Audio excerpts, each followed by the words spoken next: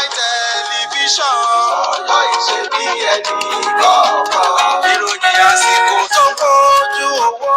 Ọ̀yọ́ ìṣe bí ẹni kọ̀ọ̀kan. Àṣà gbígbé lárugẹ bẹ̀ lọ́dọ̀ àwa. Ọ̀yọ́ ìṣe bí ẹni kọ̀ọ̀kan. Ohun tó ṣẹlẹ̀ káàkiri ìlú. Ọ̀yọ́ ìṣe bí ẹni kọ̀ọ̀kan. Ajíṣe bí Ọ̀yọ́ TV ti máa gbọ́. Ọ̀yọ́ ìṣe bí ẹni kọ̀ọ̀kan. Ètò òṣèlú tó níye lórí. Ọ̀yọ́ ìṣe bí ẹni kọ̀ọ̀kan. Ìlanilọ́lẹ̀ nípa ìgbé ayé gbogbo. Ọ̀yọ́ ìṣe bí ẹni kọ̀ọ̀kan. Àwọn aláǹtà àwọn lálẹ́sìn. Àwọn aládìròyìn àwọn alálẹ́lẹ́. Wọ́n bá wá jáde láti ilẹ̀ ayé. Ọ̀yọ́ ìṣe bí ẹni kọ̀ọ̀kan. Ṣé ń gbọ́ bó ṣe ń já lálálálá?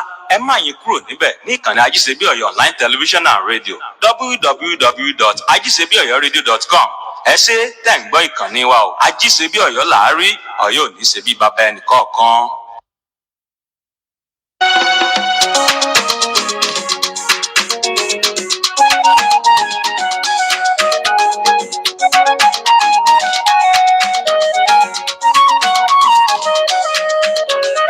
Mẹ́tọ́ mi ní abẹ́ òfin ìwọ ń kọ́ ìyẹ̀jẹ̀ ní kẹ́ni tí o mọ̀ ò má dá Ọlọ́run ò nífẹ̀ẹ́ sí oúnjẹ ẹ̀ṣẹ̀ ni. Mẹ́tọ́ mi ní abẹ́ òfin ìwọ ń kọ́ ìyẹ̀jẹ̀ ní kẹ́ni tí o mọ̀ ò má dá Ọlọ́run ò nífẹ̀ẹ́ sí oúnjẹ ẹ̀ṣẹ̀ ni. Mẹ́tọ́ mi ní abẹ́ òfin ìwọ ń kọ́ mẹ́tọ́ mi ní abẹ́ òfin ìwọ ń kọ́ ìyẹ̀jẹ̀ ní fẹ́ni tí o mọ̀ ò má dá Ọlọ́run ò nífẹ̀ẹ́ sí ọ̀yẹ́ èèwọ̀ ni. Mẹ́tọ́ mi ní abẹ́ òfin ìwọ ń kọ́ ìyẹ̀jẹ̀ ní fẹ́ni tí o mọ̀ ò má dá Ọlọ́run ò nífẹ̀ẹ́ sí ọ̀jẹ̀ ẹ̀ṣẹ̀ ni. Ìrònú ní fẹ́ni tí o ní lákòókò ohun tó ní tẹ́lẹ̀ omi omi ìwọ kọ́ Ọlọ́run tó fi kádàrá dé màmá ní Ọlọ́run tó fi kádàrá dé màmá ní ọpẹ́lẹ̀ kò fọ́lá ẹ̀dá kò lè pẹ́ mo lágbára mo wà ní ògàn mo lè pàṣẹ mo lówó màá yan tálíkà jẹ ìkànnì koríko tẹ́ni bá ti tẹ̀ àtẹ̀gbé iṣẹ́ ẹranko nínú igbó màá nìyẹn kìnìún léwúrẹ́ ó gbé jẹ wọn ò lẹ́bi erin náà kí ó fà á yá kò lẹ́jọ́ ẹranko lẹ́ni tí wọ́n yàn jẹ́ tí ò lè dún táwa lẹ́ni tí ò tí ì ní kò sọ pé ẹni tó ní ọ̀pẹ́rẹ́sì mi ò lè gbá owó tí yóò bá tó lọ́hùn màmá ní àwọn bàtà rẹ̀ mọ́ díjẹ́ ní Yorùbá jáyọ̀ pọ̀tọ̀ kórìíyá èjò máa dún ẹsẹ̀ kan mi ní sùúrù yìí kò gbọ́dọ̀ nítorí pé mo mẹ́tọ́ mi àṣà kan.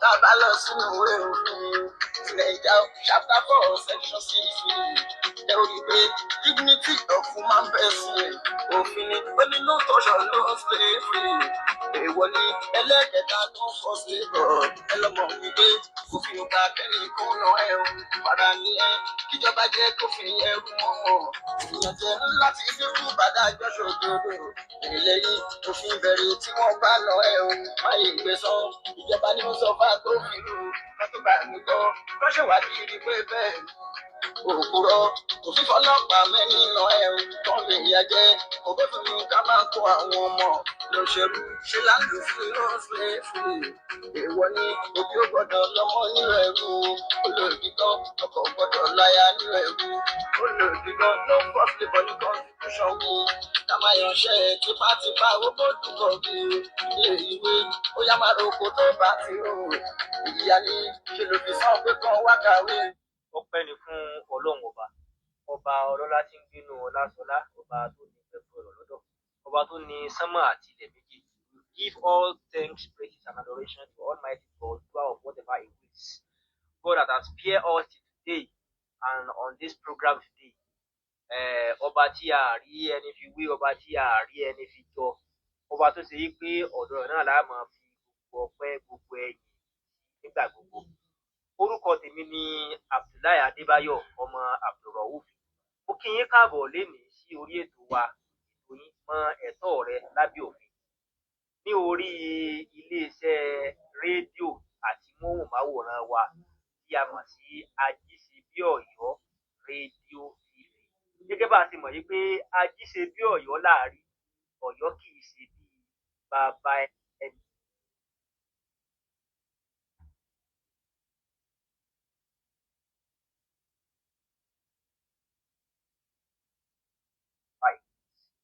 God that has fear us today and móhùnmáwòrán wa tí a mọ̀ sí ẹ̀kọ́ báyìí.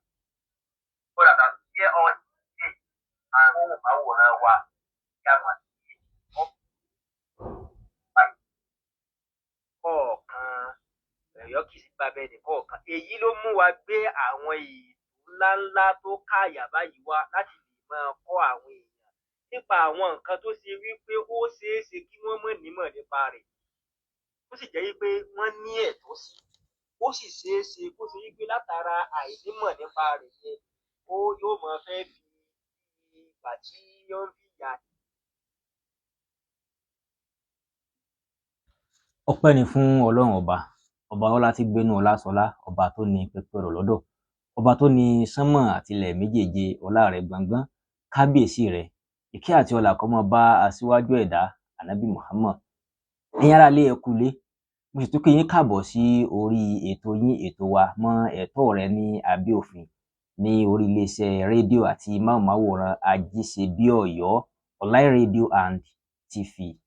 Mo tọrọ gáfárà lọ́wọ́ ẹ̀yin ará ilé pé a lè wá ní ìjẹ́jọ́ nítorí pé bí a ṣe ń ṣe ní online ní àyín náà la lè ṣe ní ojúkorojú ní ìjẹ́jọ́ ni kò jẹ́ kí a lè wá ní ìjẹ́jọ́. Mo wà pẹ̀lú àwọn akẹ́kọ̀ọ́, àwọn ọmọ ìyá mi, àwọn colleagues mi ní ìlú Kano. A lọ sí ìgboro Kano, a lè dá àwọn èèyàn ní ẹ̀kọ́ nípa àwọn ẹ̀tọ́ tí wọ́n ní lábẹ́ òfin àti àwọn ọ̀nà àtọ̀ láti jà fún àwọn ẹ̀tọ́ yìí tí a lè ṣe ní ìjẹ́jọ́ lélẹ́yìí tí a fi lè wá sí orí ètò ní àyín.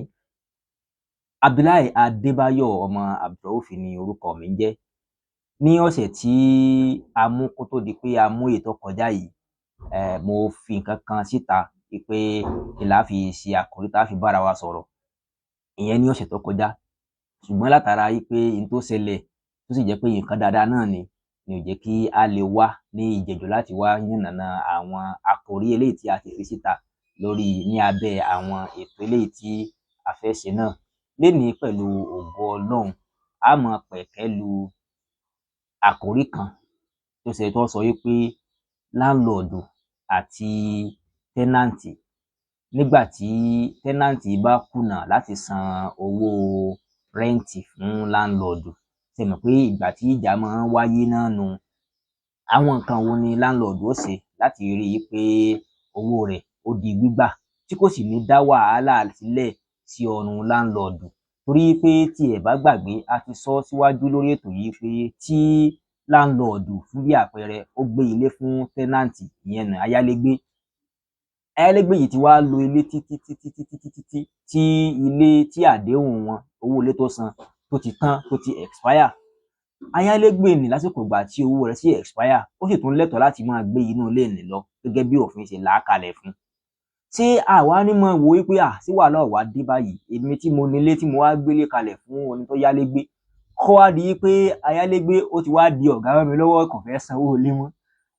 Nígbà tí èsì bàbá rẹ̀ ló fún mi lówó tí mo fi kọ́lé. Àwọn èèyàn mọ̀ ro irú àwọn nǹkan yìí. Òfin sì ti la àwọn ọ̀nà tí a tọ̀, òfin ti là á kalẹ̀. Èyí ò ní fún ẹni tó nílé láńlọ́ọ̀dù láti rìn irú ọ̀nà àkọ́kọ́ yìí. Ẹyin tó wà níbẹ̀ ni pé àkọ́kọ́ nínú ẹ̀ ni pé ayálégbé tí ó yá ilé gbé látara pé òun àti láńlọ́ọ̀dù wọ́n jọ ní tí a pè ní àdéhùn agreement kó tó di pé wọ́n gbé ilé fún irú ayálégbé bẹ́ẹ̀. Ayálégbé ní nígbà tí owó ilé rẹ̀ bá tán, ó sì lẹ́tọ̀ọ́ láti máa gbé inú ilé ní lọ títí tí láńlọ́ọ̀dù ó fi rin ọ̀nà tó tọ́ lábẹ́ òfin. Àwọn ọ̀nà tó tọ́ lábẹ́ òfin tí láńlọ́ọ̀dù wá gbọ́dọ̀ rìn yìí, òun ni àwa máa pẹ̀kẹ́ lù lénìí. Àkọ́kọ́ ńbẹ̀ eléyìí tí mo fẹ́ yànnàná ni wípé tí ayálégbé bá ti kùnà láti san owó ilé, láti tún owó ilé míì san nígbà tí owó ilé tí ó lò tẹ́lẹ̀ tí ó ti tán, tí ayálégbé bá ti kùnà láti ṣe eléyìí, kí láńlọ́ọ̀dù má bá jà, kó má bá pariwo, kó sì má fi ọlọ́pàá mú. Ìdí ni wípé tí ó bá bá jà, tí ó bá wọnú ilé nì láì ní ìyọ̀ǹda ayálégbé nú, ayálégbé nì ó lè gbé lọ sílé ẹjọ́ tí yóò sì jàre. Àkọ́kọ́, tí ó bá sì rán àwọn tọ́ọ̀gì kí wọ́n lọ lè bá, kí wọ́n lọ lè lù ú, torí pé ilé rẹ̀ náà ní ń jà fún tòótọ́, ṣùgbọ́n ẹ̀bi ni ó tún padà jẹbọ̀ ńbẹ̀. Òun gangan fúnra rẹ̀ kò sì gbọdọ̀ lọ máa pariwo lé ayálégbé lórí pé lónìí ló lọ, onígbèsè nǹkan kan.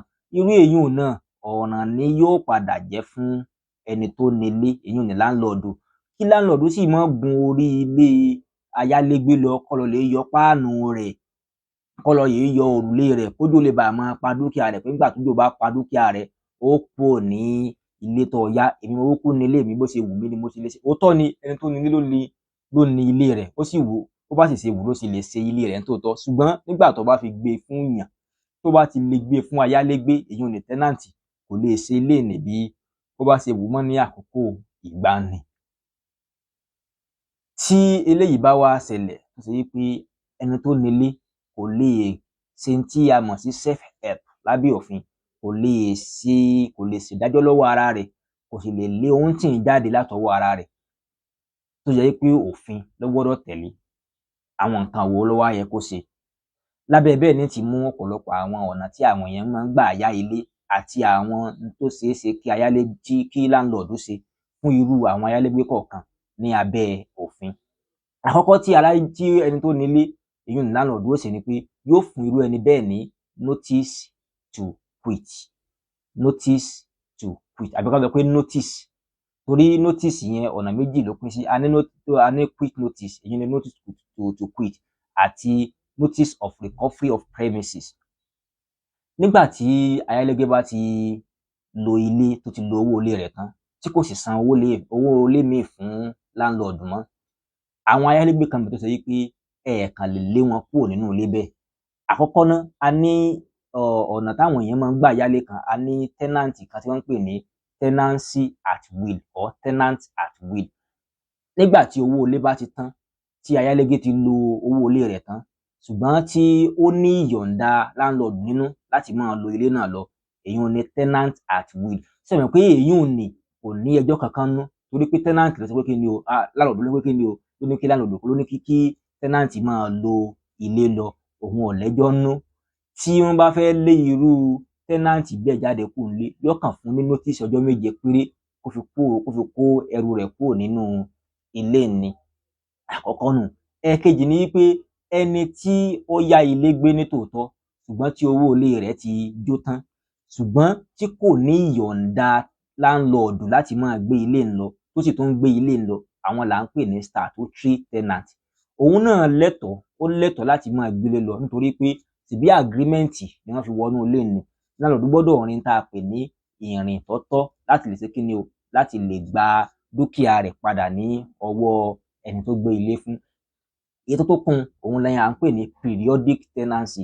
Periodic tenancy ni kéèyàn yá ilé fún bí àpẹẹrẹ, kó wá máa san owó ní bóyá ọ̀sẹ̀ọ̀sẹ̀ ni o, oṣooṣù ni o, oṣù mẹ́ta ni o, oṣù mẹ́fà ni o, àbí ọdọọdún. Àwọn eléyìí ni periodic tenancy.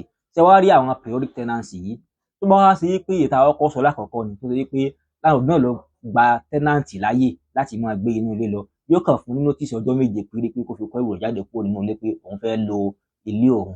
Ká sì ní statutory tenancy náà ni, tí ó ti rí pé ayálégbé ti lo ilé tán, ṣùgbọ́n ó sì tún ń gbé ilé lọ, notice ọjọ́ 7 ló náà fún láti kó ẹrù rẹ̀ jáde kúrò ní inú ilé. Ká ní pé ẹni tí ó ń lo tó ṣe wípé ọ̀sẹ̀ọ̀sẹ̀ lòun máa ń sanwó ilé rẹ̀, wọ́n fóun náà ní 1 month quit notice. Tó bá ṣe wípé ẹni tó jẹ́ pé oṣooṣù lòun ń san owó ilé rẹ̀, wọ́n fún òun náà ní 1 month quit notice. Ká ní pé ọ̀sẹ̀ọ̀sẹ̀ ni 1 week quit notice. Ká ní oṣooṣù ni 1 month quit notice. Ká wá ní pé ọdọọdún ni 6 months quit notice. Ọ̀nà àkọ́kọ́ tí láńlọ́ọ̀dù ọ̀kọ̀ọ̀kọ́ gbà lélẹ̀ láti rí i pé òun gba dúkìá òun padà. Eléyìí ṣe pàtàkì gan nítorí pé bí láńlọ́ọ̀dù ò bá rin ọ̀nà yìí, tí láńlọ́ọ̀dù tó bá kùnà láti rin ọ̀nà yìí, ọ̀ràn ńlá ni fún láńlọ́ọ̀dù. Yóò sì jẹ́ pé gbogbo nǹkan míì tí láńlọ́ọ̀dù bá ṣe lábẹ́ rẹ̀ àbí lẹ́yìn rẹ̀ láì rin ọ̀nà yìí, pàbó ni yóò já sí fún irú láńlọ́ọ̀dù bẹ́ẹ̀. Tí a bá ti wá fún ayálégbé ní notice to quit, ìgbà yìí ni òfin pè ní determination of tenancy. Lẹ́yìn tí notice to quit yẹn bá fi lè expire, definitely láàrin yẹn láńlọ́ọ̀dù ti ní ìyọ̀ǹda láti gba dúkìá rẹ̀ padà lọ́wọ́ ẹni yòówù orí ọjẹ́ tó bá gbé ilé fún. Kò bá wàá jẹ́ statutory tenancy eléyìí tí mo sọ wípé ó lẹ́tọ̀ọ́ láti máa gbélé lọ, tó bá fi lè gba quit notice at the expiry of the quit notice, tí quit notice tó bá fún bá ti expire, ọjọ́ méje tán fún ó ti pé.